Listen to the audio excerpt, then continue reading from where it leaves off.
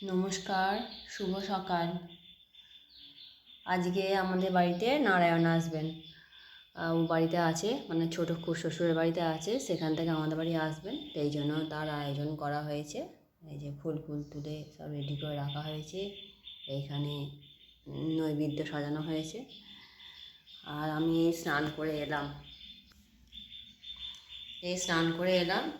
এসে ঠাকুর নমস্কার করে তারপরে আমি কাজ সারব।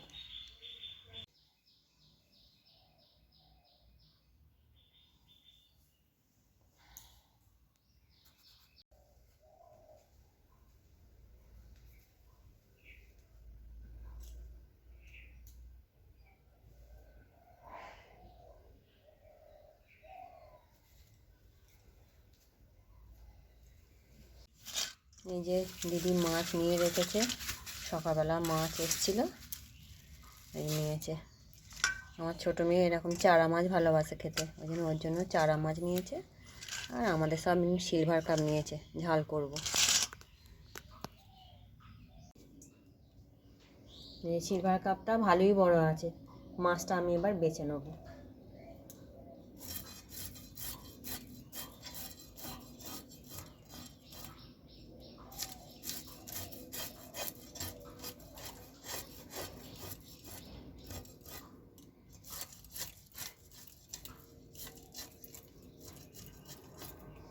এই স্নান করে এলাম, স্নান করে ঠাকুরের পুজো করা হয়ে গেছে।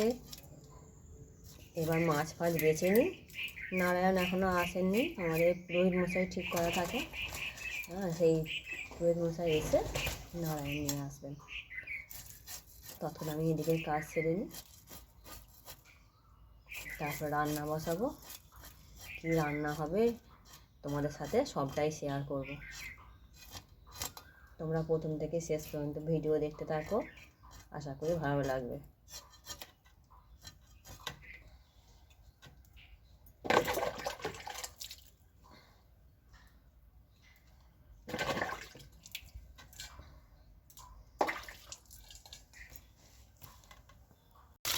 এই যে মাছগুলো আমার ধোয়া হয়ে গেল ভালো করে। এবার আমার যতগুলো লাগবে আমি ততগুলো করব, বাকিগুলো ফ্রিজে রেখে দেবো। এই যে আমার এই কটা মাছ লাগবে, এগুলোই আমি নুন হলুদ মাখিয়ে নেবো। একটু হলুদ দিয়ে দেবো আর একটু নুন দিয়ে দেবো, দিয়ে ভালো করে সব মাখিয়ে নেবো মাছগুলোকে। এই ছোটো দুটো মাছ মেয়ের জন্য নিয়েছি, ও ছোটো মাছ একটু খেতে ভালোবাসে।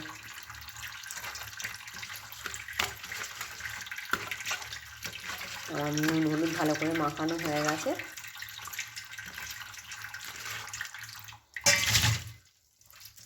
এই যে কে দেখবে চুপি চুপি এই যে এসে চুরি করে মাছের তেলগুলো খাচ্ছে। এই যে আমি ভেতরে গেছি, ওটা ফেলা হয় না, আর চুপি চুপি খাচ্ছে এসে, কেমন দেখো।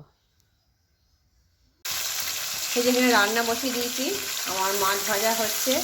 এখানে চারটি মাছ ভাজা হয়েছে, আর এটা আমার সোয়াবিন আলুর তরকারি পেঁয়াজ রসুন দিয়ে হয়ে গেছে বসানো। একটু ফোড়ন দেবো, ব্যাস হয়ে যাবে তরকারি। মাছ ভাজা করে নিয়ে ঝাল করবো। তোমাদের যদি আমার এই ভিডিওটি ভালো লেগে থাকে, আমার চ্যানেলটি সাবস্ক্রাইব করবে, লাইক করবে, কমেন্ট করবে। দেখা হচ্ছে পরের একটি ভিডিওয়ে। আজকের মতন টাটা।